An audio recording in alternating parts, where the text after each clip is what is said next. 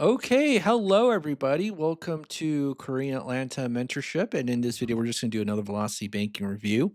But before we get started, I just want to point out we're almost at 4,000 subscribers. So I'm going to be annoying today and be like one of those YouTubers. Like, I know that most of you haven't subscribed to this channel, so don't forget to like, comment, subscribe. Right? So I'm going to do that throughout the video so that we can reach 4,000 subscribers after this video pretty relatively easy. Right? And so I don't know if you know who Tyrone Magnus is. You know this guy? He has 2 million subscribers. He's like the original, one of the original greats of YouTube, OGs of YouTube. And then like when he was up and coming, he would always go like, journey to a million subs, woo, or journey to 2 billion subs, woo, or journey to 10 million subs, woo. So I think I might steal that for today. Journey to 4,000 subs, woo. Okay. All right, let's go ahead and get started with Velocity Banking. So, did you know that there are still people out there who don't know what this strategy is? Look, 1 hour ago, what is velocity banking? What like people don't know, and I've been posting 900 and something videos on the YouTube channel with a bunch of clickbait. You ever look at these clickbait thumbnails that I got? Oh my goodness. Pay off your debt so quickly, it feels like clickbait. I got a ton of these videos. I got to make more clickbait if there's still people out there who don't know what velocity banking is. So, what is velocity banking? All it is a debt payoff strategy where you throw all of your money into debt with the help of a line of credit. So, you see this average American here. What's the difference between the average American and the velocity banker? Basically, what do you pay things out of? So, with the average American, they mainly pay things out of their checking account and they put their leftover in the savings. Whereas Velocity Banker, we put our savings on purpose to zero. Okay. And the first step to doing velocity banking is just creating a budget. So we have our income, we have our expenses, and then we have our leftover savings. And then we have an expense breakdown, right? Expense breakdown. And in our expense breakdown, okay, we list every single debt that we have, every single one, because this is a debt payoff strategy. So you see, we have 3 credit cards, an auto loan, a student loan, and a mortgage, and then in the last one, we just combine all of our expenses that are not, debt right here, okay? So I just say, "Oh, $2,000 a month on average." So, with Velocity Banking, we assume the same income, and we actually assume the same expenses, but here's the crazy thing. Our savings, we're gonna purposely make it into 0. I know, it's crazy, right? So if you take a look here, this is my checking account statement. Like, I literally have money come in, and I just said, "Nope, not saving it, not saving it, because 'cause I'm moving it into debt." Okay? I'm moving it into something called a line of credit. What's a line of credit? All it is a financial tool where you could borrow money, pay it back, and then use it over and over again. That's all a line of credit is, lock, okay? And so with this line of credit, I could click a button and with the snap, I can dump $280,000 into my checking account and be charged a 7.5% interest rate. No, I'm kidding. I can't snap. I have to click the smartphone app though, or tap it. Okay. So 280,000. And this is what we're going to do. We're going to have income minus expenses. So we're going to have an idea called cash flow, but we're not going to save money. And we'll say we have access to maybe $100,000 line of credit. But here's the thing about getting credit. And I'm saying this as a person who has over $587,000 of credit, $587,000 of credit, lines of credit. Banks don't lend money to people who need it. So if you take a look at this budget and you're like, well, that person needs money, they ain't going to lend you money, right? You go to a bank and you say, oh, you need money, they're going to laugh you out the door, right? And I don't know if you knew this or not, but 90% of the people in this country can't even get a mortgage. Can't even get a mortgage. So, and that's because 90% of the people in this country are broke, okay? Because banks don't lend money to people who need it. I know, crazy, right? If you need money to like get out, okay? All right, so let's go ahead and do this. And I'm going to um, sum up these credit cards. So the way that velocity banking works is that you move some debt into the line of credit, but we're not going to ever have a free and clear line of credit, but we're going to pretend that we have. And if you want to see a real life case scenario where someone had a line of credit, it was maxed out, and they started this velocity banking strategy and 22 debts, click the YouTube join link, right? Because there's a live stream for that. Okay. So I'm going to do this. So this is going to be 72,000, 72,000. So what am I doing? I'm moving this credit card debt into the line of credit. So you see these three credit cards, they got a balance of 72,000. Well, once I move it into the line of credit, okay, guess what happens here? 000. And so your savings is $14. Just by not saving money, we literally turned that $14 into $2,000 of cash flow. Can you believe it? I can't believe it. I can't believe it. I really want to say I can't even believe it's not butter, but we don't even have any butter here. Yeah. So $14 in savings and $2,000 cash flow. This is why I make clickbait thumbnails, because this is like the very clickbaity part of velocity banking. Oh my goodness. And then so the last part is you put your entire paycheck into the line of credit, the entire $6,300 into the line of credit, and then we take our expenses out. And then after every single month, the balance of the line of credit will go down about $2,406.06, right? And so I'm just going to do this. And then, yeah, we put our entire paycheck in to reduce the average daily balance and satisfy the minimum monthly payment. And then our cash flow, 2406.6, is going to be used to reduce the balance after every single month. And then what we're going to do is take the average daily balance, right? Multiply it by the interest rate times 0.08, and then divide by 12. Okay. And then after every single month, we copy and paste this. And then, right? So we see that in 34 months,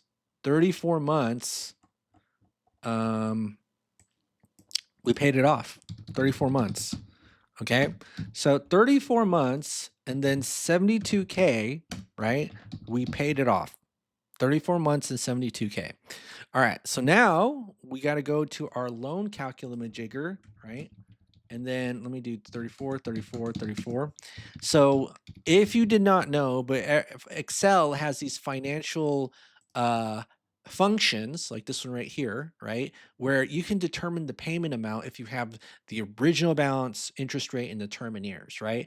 And then you can actually determine, okay, the current balance, they call it future value in Excel language, if you have four factors, right? Isn't that crazy? Like, I didn't know this until I took a class called Seller Finance Notes, which kind of is like an 8-hour class on this. But you could just type in the number and then it spits out a number. So here's the thing: cash flow index. What is this? Basically, all it does is take, okay, the balance of the loan and then divide it by the payment amount and gives you a number. Think of this as a ranking system. The lower the number, that's what we're going to pay off. Okay. And I know some people are like, well, it's a 6% loan, but we're focused on cash flow. Okay. I pay off the 9 grand. I get about $400 in cash flow. I pay off 30 grand. I only get $444 in cash flow. So which one gives me more bang for my buck? Okay. I'm going to do this one, right? I'm going to do this one. So I'm going to take this 9 grand, right? I'm going to move this 9 grand here into the line of credit, right? And then let's do this plus 9939.15. And then, all right, and then this is going to be 0, this auto loan, and we get an extra $400 in our life with cash flow. So now our cash flow is about $2,800. Okay. All right. So now let's do this. So 2801.91. Okay. And now let's go here. Okay. And figure out what's going on. And let me just go right here. And so we're at month 38. I think we're at month 38, right? So 38 months. And then this is going to be 72 plus 22, which is 94K of the student loan paid off. Woo! All right. Don't forget to like, subscribe, and comment, right? So I'm going to be a little bit annoying. Maybe might do that a few more times in this video. Okay, so let's go ahead and do this. And let's go to our loan calculator. So this is now 0, 38, 38, right? And one thing I do want to mention is that people on the internet are like, oh, loan interest rate doesn't matter, just move into line of credit. Not really true. Okay, not really true. It does matter. And I'm going to show you, especially with the 30-year mortgage, why it matters. So if you dump this $232,000 of a 3% loan into a 8% line of credit, look how little cash flow you get. That's what this huge cash flow index number means. And that's why it's very dangerous to move a loan into a line of credit, especially if there's a huge interest rate difference. Now, if the interest rate is the same, then it ain't really going to make that big of a difference. So I don't have any qualms about that. But I'm just saying with the 30-year mortgage, we got to be careful about that. Even with the cash flow index above 50, we've got to be a little bit careful about this, but at least the interest rates are similar, right? 6%, 8%, although 2% does make a difference. But I feel comfortable moving this 29 grand into the line of credit. So let's go ahead and do that. Okay, I'm going to do that right here. And then this is going to be plus 29813.13. And then I'm just going to do the 0 right here and the student loan. And then I am going to copy and paste, right? So this is going to be our new cash flow, which is over $3,000. So 3245.99. Okay. And all right. So now 47 months. 47 months, it is completely paid off. 47 months. Have you ever heard of a student loan really just being paid off in about 9 months? It's crazy, right? 94 plus 40. Oopsie. How much? So, how much is that in total? It's going to be 134K. 134K. And actually, before I started this YouTube video, I asked, do most people have trouble paying off student loans? And the Google AI was like, yes. Number of people struggling has increased. Okay. A lot of people who are behind. 16% of Americans are behind. 16%. Interesting. All right. So let's go ahead and do this. And I'm going to go to the right here, 47. This is paid off. This is 0. And then again, I'm going to show you two scenarios that we can do with this 30-year mortgage. Actually, you have three options, right? Number one is you can just dump all of your extra cash into your 30-year mortgage. Now, the reason why this might be a little bit difficult is because you kind of have to be exact in how you process, let's say, or budget your money. Because let's say you dump this entire $3,245 into the loan, into this mortgage as an extra payment.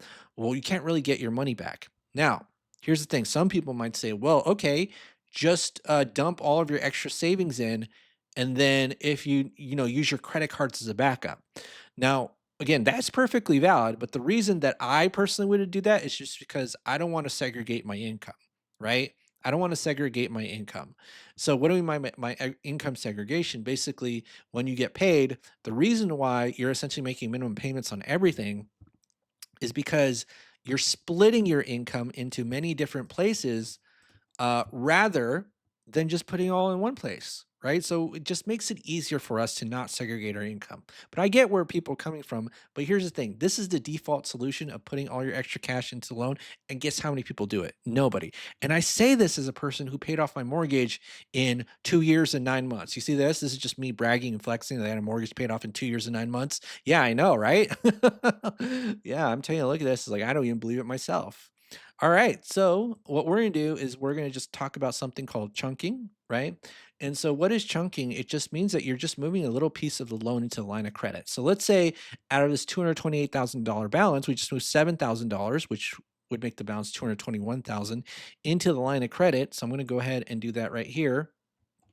So let's say I just add $7,000 here. Wablam, you see in 2 months it got paid off, right? And then wablam, 2 months it got paid off, right? So you see how easy that was? Oh my goodness, that was so easy. And that's essentially what we're gonna do with this chunking thing, okay? And you'll see why chunking is a lot easier to handle than actually moving the entire loan into an 8% line of credit, okay? So let me go back here, and I think I filled this out in the Velocity Banking Calculator already. Yeah, I think I did, okay?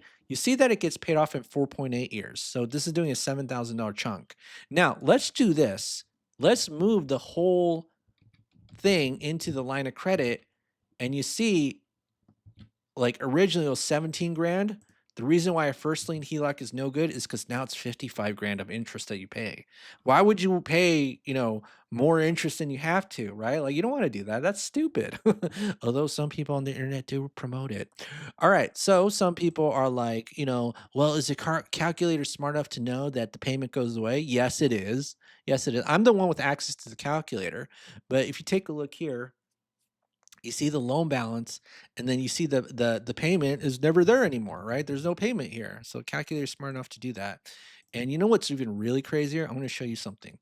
So you see how it's like 50,000, 55,000. If you do chunks with the credit card, 30% credit card, you end up winning more than like the first lien HELOC or replacing your mortgage with a line of credit. Isn't that bizarre? Oh my goodness. And you know what's funny is that if you keep using a credit card and they see like 5,000, $7,000 chunks, they'll be like, whoa, we need to give this guy more credit. Isn't that funny how the credit game works? So maybe it might be worth it to use a 30% credit card, maybe temporarily, just to kind of chunk, right? So that you can give extreme credit lines, like extreme limits like I do. And don't forget to like and subscribe. All right. So, all right. So I think we're good. So 4.9 years. Actually, no, no, no. Let's do 8%. My bad. 4.8 years. It's paid off. So now this is 0. Now this is 47 divided by 12 plus 4.8. And then now we paid off all of our debt in 8.27 years. Debt free. Okay. That's crazy. All right. Crazy. And then you take a look right here. Oh, where did I get this calculator from? From Renatus. So if you're interested in joining my little study cult, go ahead and click the Google form link below. And actually, it's not a study cult. It's just me running a money making scheme. But if you want to learn about not only velocity banking, but also about real estate investing, financial literacy, click the Google form link below. Okay, click the Google form link below, and then you'll enter my dungeon. No, I'm just kidding. But full disclosure, I do get commission if you decide to buy this Renatus thing that I talk about once in a while. All right. Okay.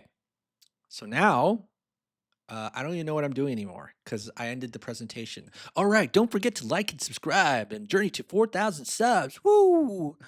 Woo! Okay. I don't even know what I'm talking about anymore. So how much debt is that in total? It's 134 plus 250 and then $384,000 of debt in 8.72 years. Take that. Now here's the funny part. If I ever see in my own personal life that I paid off a mortgage in 4.8 years, I'd be so disappointed because my frame of reference is totally screwed up, and because I paid off my own mortgage in 2 years and 9 months. So what do you expect? 2 years and 9 months. Oh my goodness. Roll my eyes. Am I right? Okay. All right. Well, that's it for today, folks. This is Korean Atlanta Mentorship, and I'll see you all on the next video. Don't forget to like and subscribe. Journey to 4,000 subs. Woo! My impression of Tyrone Magnus is not that good, unfortunately, but it's okay. I still love you all. Have a great day, and I'll see you in the next video. This is Cam, Korean Atlanta Mentorship, doing another Velocity Banking presentation. Bye-bye, everybody.